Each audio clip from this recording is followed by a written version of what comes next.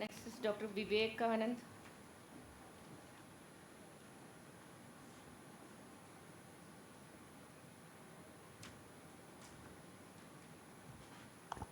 So, very good evening to judges and the delegates here. So, basically, I am going to present this paper titled as The Clinico Demographic Characteristics of Mobius Syndrome. It is a retrospective study from tertiary eye care centers of India. I do not have any financial disclosure. So, if you look at the MBS, it is a very rare congenital disorder that is characterized by symmetrical or the asymmetrical non-progressive seventh and also the sixth nerve palsy. MBS is also seen in association with various systemic anomalies, including the cranial nerve palsies like orofacial dysmorphism, limb or axial or musculoskeletal malformations. It is a very rare disorder which was first described more extensively by Dr. Mobius in 1888.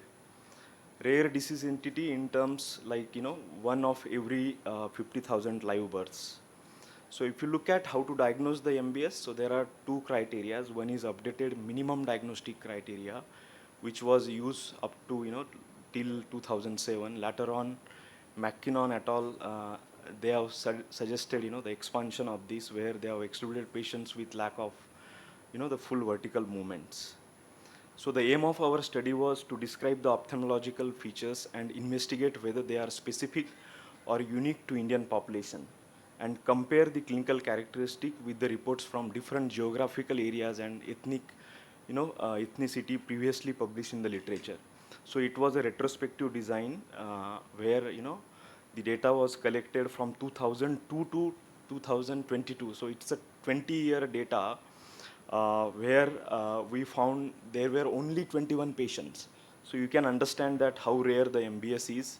So females were predominant, and the mean age at presentation was almost 9 years.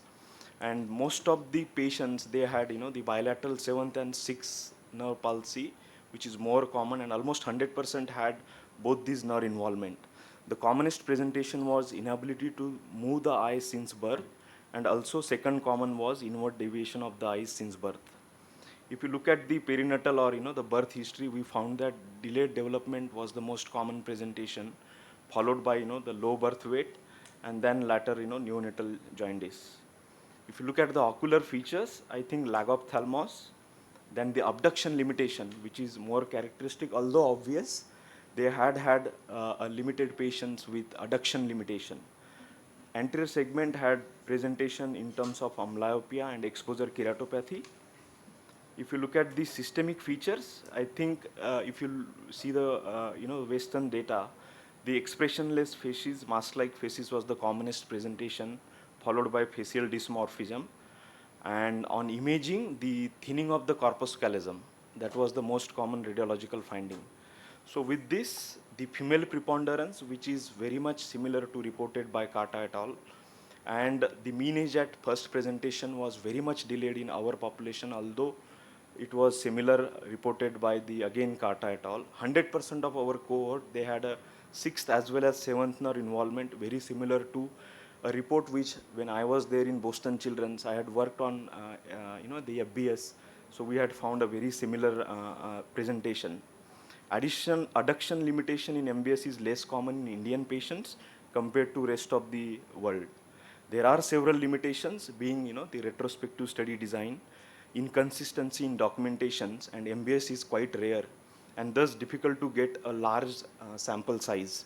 So if you compare with the motility pattern and commonest presentation, by convention, esotropia is a commonest presentation. However, exotropia and orthotropia can be presented. In our population, we found that orthotropic presentation is rare compared to, if you see the Goldmeads and the Miller and Cronenberg et al. And the limitation of adduction is less common in our population. So with this, I would like to conclude that the findings support and provides valuable insights into the clinical spectrum of MBS in Indian cohort. Ocular and systemic involvement is heterogeneous, with the most common type of strabismus being esotropia, followed by orthotropia, and adduction limitation is less common. expressionless facies, lagophthalmos, and thinning of corpus callosum, they are characteristic features of MBS. So the future studies probably would be, to collaborate with the multiple centers, being the rarity of the disease, and come up with larger data of the MBS to look at the clinical features. And if the people have operated the MBS patients for sixth nerve palsy, that also we can project later on as a surgical outcomes of patients in MBS. Thank you very much. Thank you. So you said there are some corneal exposure and ulcer, did you say? Yes, exposure keratopathy. There were, Yeah. yeah. So did all of them have dacryocystitis along with the... Dacryocystitis, the work which I did, the MBS is commonly associated with lacrimal dysmorphism. However, in our series, if you see CNLDO, that was seen in 2 patients, where it is accounting for almost 9.5%. Yeah. Thank you. Thank you.